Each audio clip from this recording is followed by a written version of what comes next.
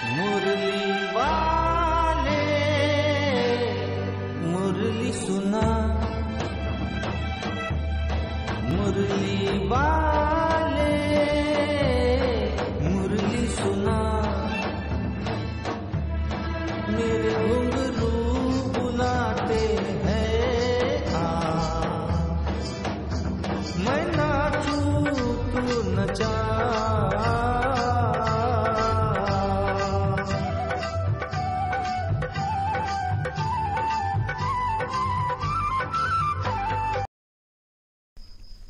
ओम शांति। वाणी है आज की 27/3/2022 की। अव्यक्त वाणी है, रिवाइज मुरली है 7/3/90 की। सारे मुरली का रूलिंग तथा कंट्रोलिंग पावर से स्वराज्य की प्राप्ति।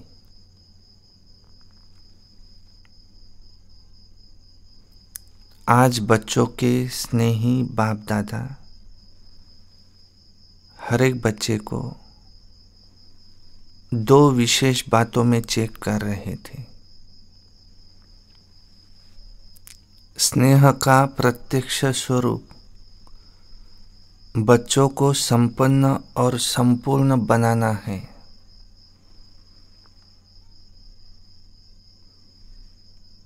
हर एक में रूलिंग पावर और कंट्रोलिंग पावर कहाँ तक आई है, ये आज बाप दादा देख रहे थे।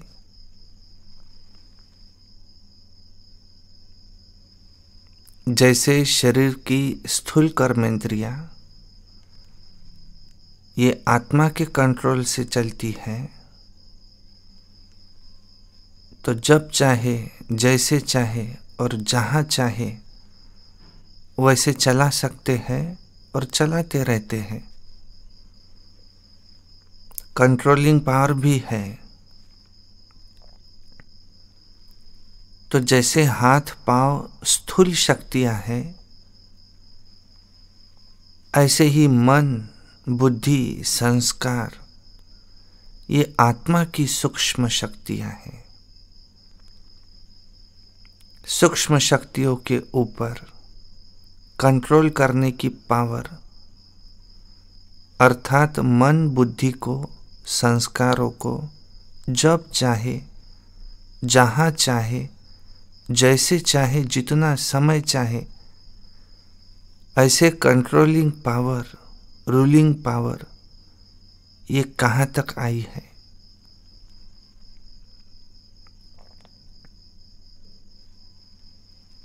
क्योंकि इस ब्राह्मण जीवन में मास्टर ऑलमाइटी अथॉरिटी बनते हो।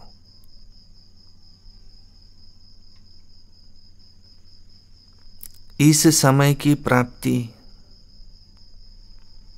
सारा कल्प राज्य रूप और पुजारी के रूप चलती रहती है। जितना ही आधा कल्प विश्व की राज्य सत्ता प्राप्त करते हो, तो उसी अनुसार ही जितना शक्तिशाली राज्य पद व पूज्य पद मिलता है, तो उतना ही भक्ति मार्ग में भी श्रेष्ठ पुजारी बनते हो। भक्ति में भी श्रेष्ठ आत्मा की मन, बुद्धि और संस्कारों के ऊपर कंट्रोलिंग पावर रहती है। भक्तों में भी नंबरवार शक्तिशाली भक्त बनते हैं। अर्थात जिस इष्ट की भक्ति करने चाहे, जितना समय चाहे, जिस विधि से करने चाहे, ऐसी भक्ति का फल, भक्ति की विधि प्रमाण, संतुष्टता, एकाग्रता, शक्ति और खुशी को प्राप्त करते हैं।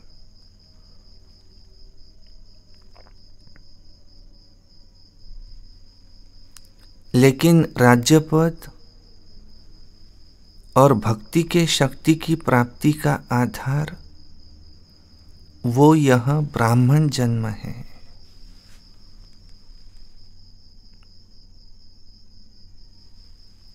तो यह संगम युग का छोटा सा एक जन्म सारे कल्प के सर्व जन्मों का आधार है।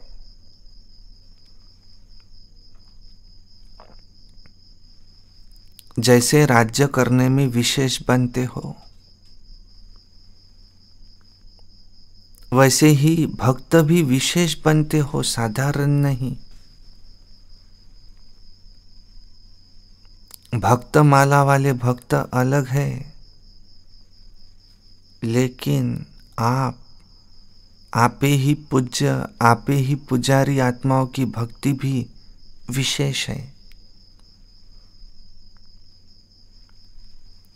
तो आज बाप दादा बच्चों के इस मूल आधार जन्म को देख रहे थे। आदि से अब तक इस ब्राह्मण जीवन में रूलिंग पावर, कंट्रोलिंग पावर सदा और कितनी परसेंटेज में रही है।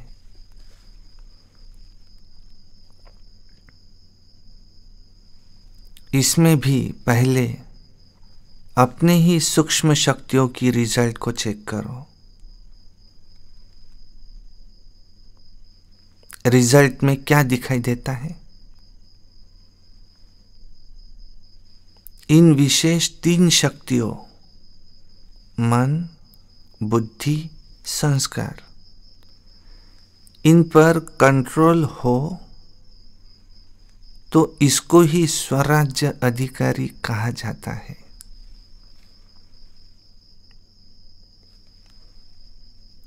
तो यह सूक्ष्म शक्तियां ही स्थूल कर्मेंद्रियों को संयम और नियम में चला सकती है। तो रिजल्ट क्या देखी? जब, जहां और जैसे, इन तीनों बातों में अभी यथाशक्ति है। सर्वशक्ति नहीं है, लेकिन यथाशक्ति।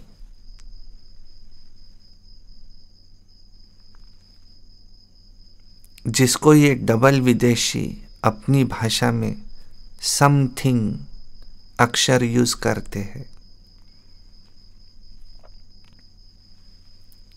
तो इसको ऑलमाइटी अथॉरिटी कहेंगे। माइटी तो है, लेकिन ऑल है। वास्तव में इसको ही ब्राह्मण जीवन का फाउंडेशन कहा जाता है, जिसका जितना स्व पर राज्य है, अर्थात स्व को चलाने और सर्व को चलाने की विधि आती है,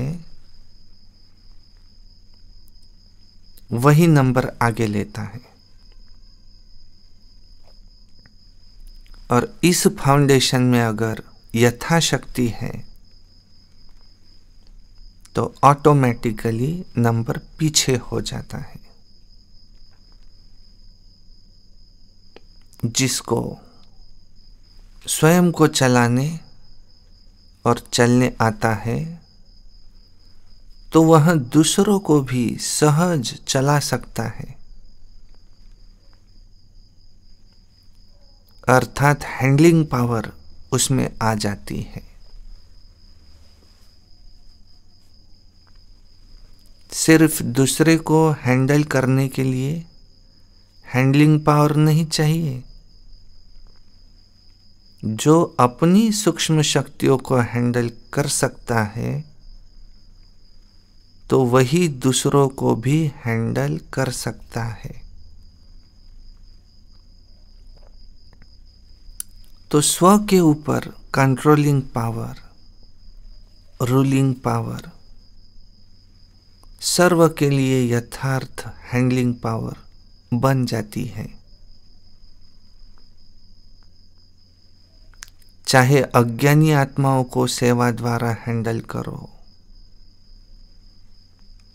चाहे ब्राह्मण परिवार में स्नेह संपन्न, संतुष्टता संपन्न व्यवहार करो,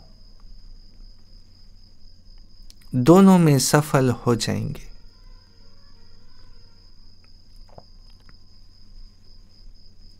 क्योंकि कई बच्चे ऐसे हैं जो बाप को जानना, बाप का बनना और बाप से प्रीत की रीति निभाना यह बहुत सहज अनुभव करते हैं, लेकिन सभी ब्राह्मण आत्माओं से चलना तो इसमें समथिंग कहते हैं। तो इसका कारण क्या? बाप से निभाना सहज क्यों लगता है? क्योंकि दिल का अटूट प्यार है, तो प्यार में निभाना सहज होता है। जिससे प्यार होता है उसका कुछ शिक्षा का इशारा मिलना भी प्यारा लगता है, और सदैव दिल में अनुभव होता है कि जो कुछ कहा ये मेरे कल्याण के लिए कहा, क्योंकि उनके प्रति दिल की श्रेष्ठ भावना होती है। तो जैसे आपके दिल में उनके प्रति श्रेष्ठ भावना है, वैसे ही आपकी शुभ भावना का रिटर्न दूसरे द्वारा भी प्राप्त होता है। जैसे गुम्मज में आवाज करते हो तो वही आवाज लौटकर आपके पास आती है। तो जैसे बाप के प्रति अटूट, अखंड, अटल प्यार है, श्रेष्ठ भावना है, निश्चय है, ऐसे ब्राह्मण आत्माएं नंबरवार होते हुए भी आत्मिक प्यार अटूट, अखंड है। वैरायटी चलन, वैरायटी संस्कार देखकर प्यार करते हैं तो वह अटूट और अखंड नहीं होता है। किसी भी आत्मा के अपने प्रति व दूसरों के प्रति चलन अर्थात चरित्र व संस्कार दिल पसंद नहीं होंगे तो प्यार की परसेंटेज कम हो जाती है।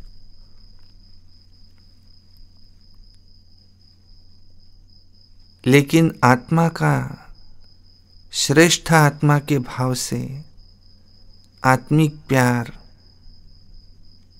उसमें परसेंटेज नहीं होती है। कैसे भी संस्कार हो, चलन हो, लेकिन ब्राह्मण आत्माओं का सारे कल्प में अटूट संबंध है, ईश्वरीय परिवार है। बाप ने हर आत्मा को विशेष चुनकर इस ईश्वरीय परिवार में लाया है। वे अपने आप नहीं आए हैं, बाप ने उन्हें लाया है। तो बाप को सामने रखने से हर आत्मा से भी आत्मिक अटूट प्यार हो जाता है। किसी भी आत्मा की कोई बात आपको पसंद नहीं आती, तब भी प्यार में अंतर आता है। उस समय बुद्धि में यही रखो कि इस आत्मा को बाप ने पसंद किया है, अवश्य कोई विशेषता है, तब तो बाप ने पसंद किया है। शुरू से बाप दादा बच्चों को ये सुनाते रहते हैं कि माना 36 गुण में किस में 35 गुण नहीं है, लेकिन एक गुण भी विशेष है, तब बाप ने उनको पसंद किया है। बाप ने उनके 35 अवगुण देखे व एक ही गुण देखा। क्या देखा? सबसे बड़े ते बड़ा गुण व विशेषता कौन सी? बाप को पहचानने की बुद्धि, बाप के बनने की हिम्मत, बाप से प्यार करने की विधि है, जो सारे कल्प में धर्म पिताओं में भी नहीं थी, राज्य नेताओं में भी नहीं, धनवानों में भी नहीं, लेकिन उस आत्मा में है।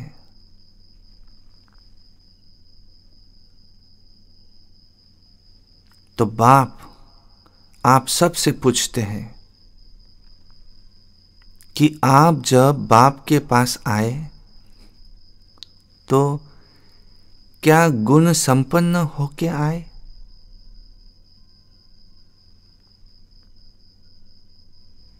बाप ने आपकी कमजोरियों को देखा था क्या?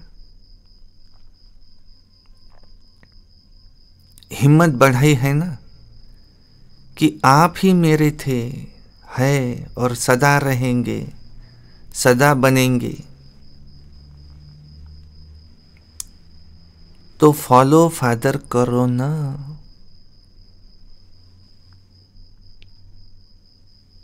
जब विशेष आत्मा समझ किसको भी देखेंगे, संबंध संपर्क में आएंगे, तो बाप को सामने रखने से आत्मा में स्वतः ही आत्मिक प्यार इमर्ज हो जाता है। आपके स्नेह से सर्व के स्नेही बन जाएंगे और आत्मिक स्नेह से सदा सभी द्वारा सद्भावना, सहयोग की भावना स्वतः ही आपके प्रति दुआओं के रूप में प्राप्त होंगी। तो इसको कहते हैं रूहानी यथार्थ श्रेष्ठ हैंडलिंग।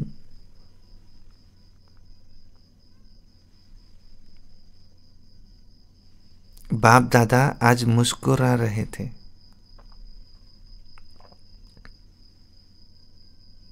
बच्चों में 3 शब्दों के कारण कंट्रोलिंग पावर, रूलिंग पावर कम हो जाती है। वो 3 शब्द है। नंबर 1 भाई माना क्यों, नंबर 2 व्हाट माना क्या, और नंबर 3 वांट माना चाहिए। यह 3 शब्द खत्म कर एक शब्द बोलो। भाई आए तो भी एक शब्द बोलो। कौन सा? वाह।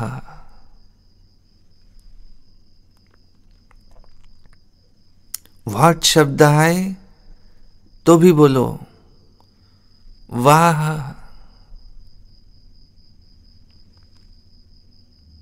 वाह शब्द तो बोलना आता है ना। वाह बाबा, वाह मैं, और वाह ड्रामा। सिर्फ वाह बोलो तो यह 3 शब्द खत्म हो जाएंगे। उस दिन भी सुनाया था ना कि बाप दादा ने कौन सा खेल देखा।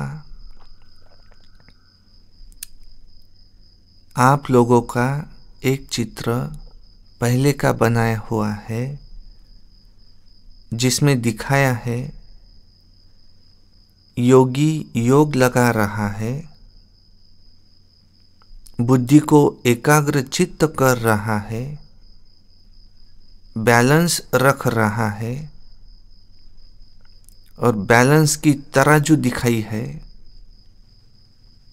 तो जितना बुद्धि का बैलेंस करता है तो उतना कोई बंदर आकर बैठ जाता है।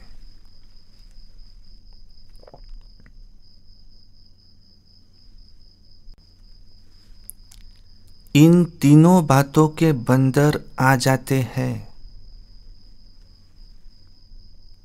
तो बैलेंस क्या होगा? हलचल हो जाएंगी, बैलेंस नहीं रहेगा। तो यह 3 शब्द बैलेंस को समाप्त कर देते हैं, बुद्धि को नचाने लगते हैं। बंदर आराम से बैठ सकता है क्या? और कुछ नहीं हो तो पूंछ को ही हिलाता रहेगा। तो इसमें भी बैलेंस न होने के कारण बाप द्वारा हर कदम में जो दुआएं मिलती है उससे वंचित हो जाते हैं। जैसे बाप से संबंध रखना आवश्यक है, ऐसे ईश्वरीय परिवार से भी संबंध रखना अति आवश्यक है। सारे कल्प में नंबर 1 आत्मा ब्रह्मा बाप और ईश्वरीय परिवार के संबंध संपर्क में आना है। ऐसे नहीं समझना अच्छा बाप तो हमारा है, हम बाप के हैं। यह भी पास विद ऑनर की निशानी नहीं है, क्योंकि आप सन्यासी आत्माएं नहीं हो, ऋषि मुनि की आत्माएं नहीं हो, विश्व से किनारा करने वाले नहीं हो, लेकिन विश्व का सहारा बनने वाली आत्माएं हो। विश्व किनारा नहीं, विश्व कल्याणकारी हो। ब्राह्मण आत्माओं की तो बात छोड़ो, लेकिन प्रकृति को भी परिवर्तन करने के सहारे आप हो। परिवार के अविनाशी प्यार के धागे के बीच से निकल नहीं सकते हो। विजयी रत्न प्यार के धागे के बीच से निकल नहीं सकते। इसलिए कभी भी किसी भी बात में, किसी स्थान में, किसी सेवा से, किसी साथी से किनारा करके अपनी अवस्था को अच्छा बना के दिखाऊं, यह संकल्प नहीं करना। कहते हैं ना, हम इसके साथ नहीं चल सकते, उसके साथ चलेंगे, इस स्थान पर उन्नति नहीं होगी, दूसरे स्थान पर होगी। इस सेवा में विघ्न है, दूसरी सेवा में अच्छा होगा। यह सब किनारा करने की बातें हैं। अगर एक बार वह आदत अपने में डाली तो यह आदत आपको कहाँ भी टिकने नहीं देंगी, बुद्धि को एकाग्र रहने नहीं देंगी। क्योंकि बुद्धि को बदलने की आदत पड़ गई। यहाँ भी कमजोरी गिनी जाएंगी, उन्नति नहीं गिनी जाएंगी। सदैव अपने में शुभ उम्मीदें रखो, नाउम्मीद नहीं बनो। जैसे बाप ने हर बच्चे में शुभ उम्मीदें रखी, कैसे भी है बाप लास्ट नंबर से भी कभी दिल शिकस्त नहीं बने, सदा ही उम्मीद रखी। तो आप भी न अपने से न दूसरे से न सेवा में ना उम्मीद दिल शिकस्त नहीं बनो, दिल शाह बनो। शाह माना फ्राक दिल, सदा बड़ी दिल। कोई भी कमजोर संस्कार नहीं धारण कर लो। माया भिन्न भिन्न रूप से कमजोर बनाने का प्रयास करती है,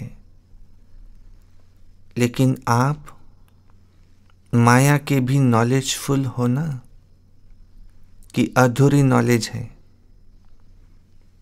यह भी याद रखो कि माया नए नए रूप में आती है, पुराने रूप में नहीं, क्योंकि वह भी जानती है कि यह पहचान लेंगे। बात वही होती है, लेकिन रूप नया धारण कर लेती है। समझा? अच्छा,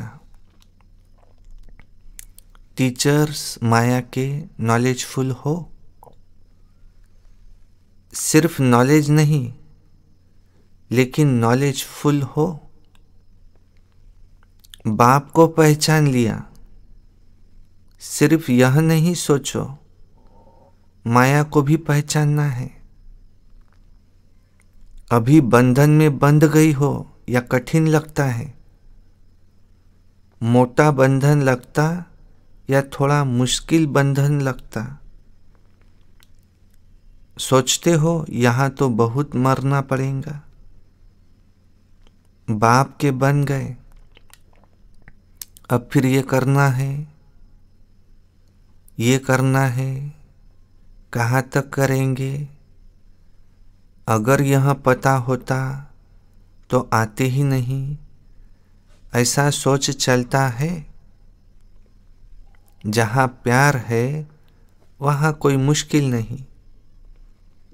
पतंगा भी क्षमा पर कुर्बान हो जाता है। तो आप श्रेष्ठ आत्माएं परमात्मा प्यार के पीछे मुश्किल अनुभव कर सकती हो क्या? जब परवाना कुर्बान हो सकता है तो आप क्या नहीं कर सकती? जिस घड़ी मुश्किल अनुभव होता है तो जरूर प्यार की परसेंटेज में अंतर आ जाता है, इसलिए कुछ समय मुश्किल लगता है। अगर होवे ही मुश्किल तो सदा मुश्किल लगना चाहिए, कभी कभी क्यों मुश्किल लगता? परमात्मा और आपके बीच में कोई बात आ जाती है, इसलिए मुश्किल हो जाता है और परसेंटेज में फर्क पड़ जाता है।